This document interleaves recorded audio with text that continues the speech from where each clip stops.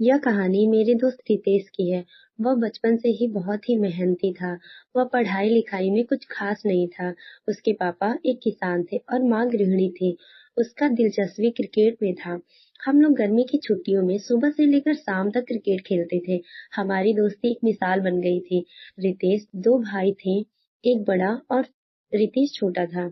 जब रितेश 18 साल का हुआ तो आर्मी की तैयारी करना शुरू किया, लेकिन यह बहुत मुश्किल था। उसने ठान लिया था कि उसे आर्मी में नौकरी करना है। वह भोर में 3 बजे उठकर ग्राउंड में जाकर पूरी लगन और निष्ठा के साथ संघर्ष करने लगा। रितेश इतना मेहनती था कि उसे पूरे परिवार को उस पर विश्वास था कि वह एक दिन जरूर सफल होगा। ग्राउंड में रितेश की दोस्ती एक लड़के से हुई जो 5 साल से तैयारी करता था। वह रितेश का रनिंग में बहुत साथ दिया। दिसंबर के महीने में आर्मी की भर्ती आई और रितेश ने फॉर्म डाला। वह बहुत डरा हुआ था, लेकिन हम लोग ने उसके हौसले को टूटने नहीं दिया। वह आर्मी की दौड़ में पास हो गया। सभी बहुत खुश हुए। रितेश के पापा उससे बोले, बेटा आगे लिखित की तैयारी कैसे करोगे?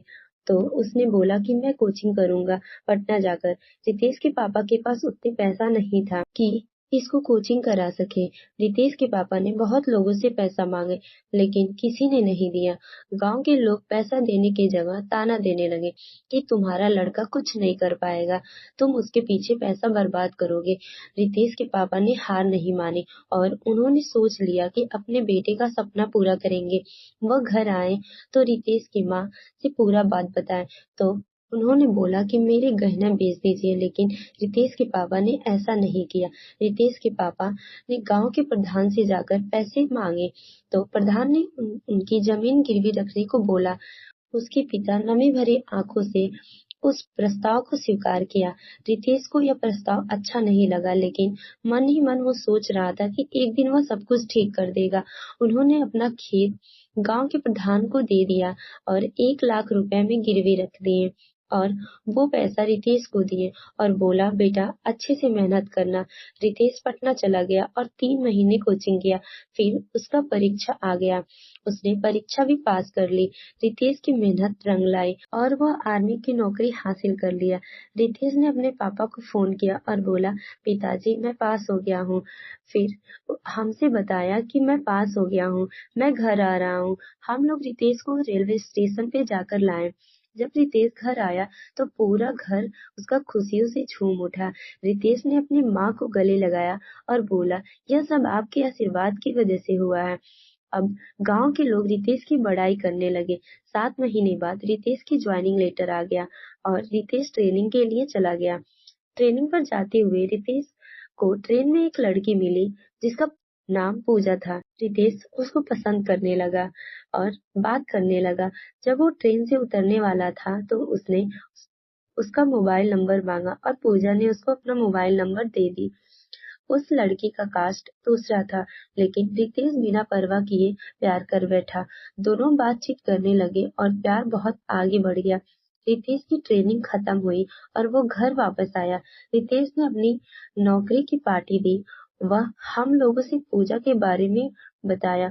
उसे शादी करने के लिए बोल रहा था। मैं उसे बोला, उसकी जाति कुछ और है, तुम्हारे घर वाले नहीं मानेंगे। रितेश ने बोला, जॉब रहेगा तो सब लोग मान जाएंगे। वो ट्रेनिंग के 3 महीने बाद उसको ड्यूटी पर बुलाया गया और चला गया। 3 साल बाद उसके बड़े भाई की शादी थी। मैं उसके भाई की शादी के लिए बहुत खुश था, क्योंकि हम लोग बहुत दिनों बाद मिल रहे थे। लेकिन रितेश हम लोगों को बुलाकर नहीं आया। बाद में पता चला कि रितेश और पूजा कोर्ट मैरिज कर रहे हैं।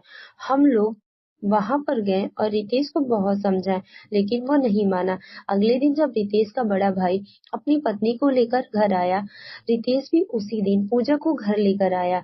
उसके पापा देखकर दंग रह गए। रितेश ने ये क्या कर दिया? उसकी माँ का सपना टूट गया। रितेश ने अपने पापा को बोला, मैं पूजा के बिना नहीं रह पाऊंगा। कुछ दिनों के बाद उसके पापा पूजा को अपना लिए। रितेश के पापा गांव में निकलते तो पूरा गांव उन्हें ताना देने लगा। उन्होंने ताना को अनदेखा कर दिया और दोनों को अपना लिया। एक महीने बाद रितेश की भाभी खाना बना रही थी तो पूजा ने बोला मुझे खाना नहीं अच्छा लग रहा है और खाना को छोड़ दिया। लेकिन हद तो तब हो गई जब एक दिन रितेश की माँ ने दाल बनाया था और उसने बोला कि आज का खाना इतना बेकार बना है, तुम लोग कैसे खाते हो। और इस बात को लेकर बहुत लड़ाई हो गया। रितेश को सारी बात पता चली। उसने अपनी माँ को डांटने लगा। उसकी माँ ने सफाई दी कि बेटा मैं खाना सही बनाई थी। और ऐसे ही पूजा कमी निकालने लगी। पूजा छोटी छोटी कमी निकाल कर रितेश से बताने लगी और रितेश का कान भरने लगी। एक दिन रितेश की माँ का तबीयत खराब हो गया तो रितेश के पापा ने कुछ पैसे मांगे, लेकिन रितेश बोला मेरे पास पैसे नहीं है। फिर रितेश के पापा ने अपने बड़े बेटे से पैसे लेकर दवा कराए। उसी दिन रितेश ने अपने पापा को कॉल कर बोला पापा हमको पूजा के लिए रूम लेना है। रितेश के पापा के पैरों के नीचे से जमीन खिसक गई। उन्होंने अपने आप को समझाया और बोला कि ठीक है। हद तो उस दिन हो गई कि उसकी माँ का तबीयत बहुत ज्यादा खराब हो गया था और उसके पापा ने पैसे के लिए रितेश से बोला, लेकिन रितेश बोला मेरे पास पैसा नहीं है। तब रितेश के पापा किसी से पैसा लेकर दवा कराए। उसी दिन किसी से पता चला कि रितेश पूजा के घर वालों को 3 लाख दिया। रितेश के घर वाले जब जाने तो रितेश से उम्मीद करना छोड़ दिए। आज रितेश और पूजा साथ रहते हैं और उसके माता पिता उसकी आज भी राह देख रहे हैं कि कब मेरा बेटा हमको पहले की तरह मिलेगा। कहानी का अंत इस दुख भरे एहसास के साथ होता है कि रितेश के माता पिता उसकी राह देखते हैं, उसी उम्मीद में कि वह एक दिन पहले जैसा बेटा बनकर लौटेगा। यह कहानी हमें ये सिखाती है कि जीवन में सपने साकार करना जितना जरूरी है, उतना ही महत्वपूर्ण हमें अपने रिश्तों का सम्मान और उसकी देखभाल करना है। Thank you for watching my video and ये स्टोरी आप लोग को पसंद आया हो तो please subscribe my channel. Thank you so much.